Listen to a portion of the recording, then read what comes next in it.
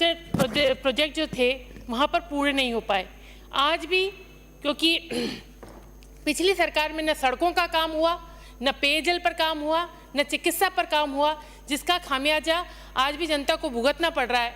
और मैं सरकार का धन्यवाद दूंगी और बहुत बहुत धन्यवाद दूंगी कि पिछले बजट में भी, जो पहला बजट आया उसमें भी और इस बजट में भी बयाना विधानसभा को बहुत सारी सौगातें हमें प्रदान की गई।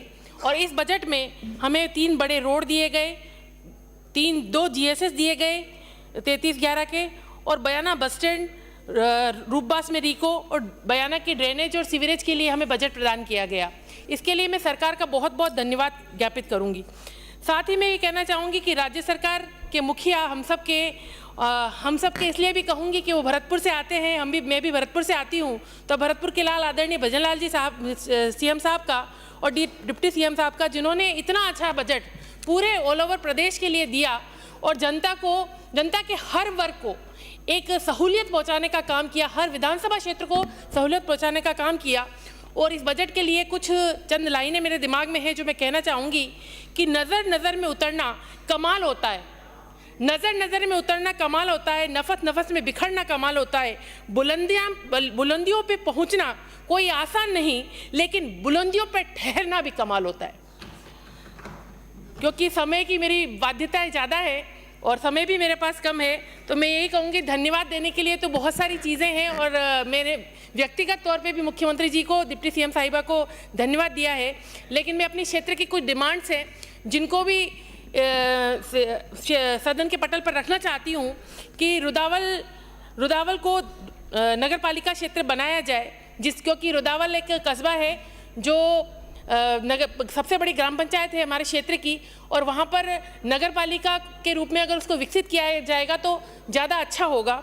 साथ ही मेरे क्षेत्र में विजयगढ़ दुर्ग जो बहुत पुराना है और वहाँ पर वो ASI के अधीन आता है और वहाँ पर किले का बहुत अच्छा काम भी चल रहा है। टूरिज्म को विकसित करने के लिए मैंने भी अपने विधायक कोष से 10 लाख रुपए रोपवे के लिए वहाँ दिए। अगर उस रोपवे के निर्माण में सरकार सहयोग करे और बजट आवंटन करे तो टूरिज्म को वहाँ पर ज़्यादा अच्छे तौर पर विकसित किया जा सकेगा। 3311 के जो GSS हैं उसमें बिनौआ और मेड़था मुझे दिया गया है, लेकिन वहाँ पर बिजली का सिस्टम बहुत ख़राब है। मैंने अभी सुबह भी ये डिमांड रखी थी कि थाना डांग और बुराबाई खेड़ा रिछोली में हमें 3 GSS की और आवश्यकता है। सरकार इस ओर भी हमारे इस मांग को पूरा करे।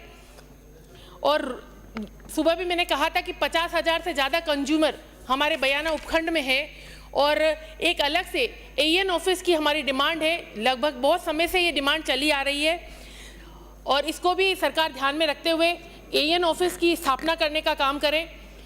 बयाना में रिको एरिया है, वहाँ पर मीटर AN की आवश्यकता बहुत समय से है, जबकि रिको जब से बनता है तब से ही मीटर AN की स्थापना, ऑफिस की स्थापना होनी चाहिए थी, मीटर AN वहाँ बैठना चाहिए था, लेकिन वहाँ पर ऐसा नहीं हुआ।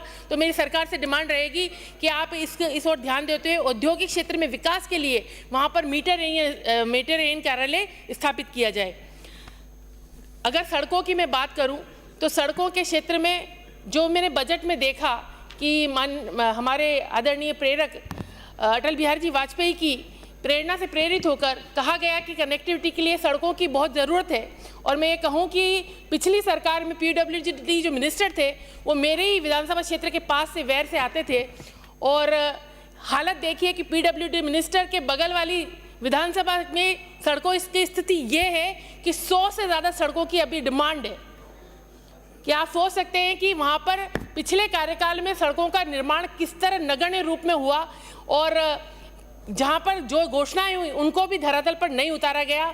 मैं सरकार का साधुवाद दूंगी कि जो घोषणाएं हो रही हैं उन पर काम तुरंत शुरू हो रहा है, ज़मीन के अलॉटमेंट से लेकर सब चीज़ें हो रही हैं, तो मैं इसके लिए साधुवाद दूंगी। साथ ही एक बहुत लंबी समय से एक डिमांड है रूपबास क्षेत्र की कि ADJ कोर्ट और ACGM कोर्ट की, आज भी वहाँ पर लंबे समय से ये डिमांड चली आ रही है और आज भी क्षेत्र के जो वकील हैं, बार एसोसिएशन है, वो आज भी आंदोलन पर है और उन्होंने अनिश्चितकालीन जब तक ये डिमांड पूरी नहीं हो उन्होंने कोर्ट का आंदोलन शुरू कर रखा है। क्रमिक अनशन पर भी वो लोग बैठे हैं। तो मैं यही कहूँगी कि इस डिमांड की ओर गंभीरतापूर्वक विचार किया जाना चाहिए।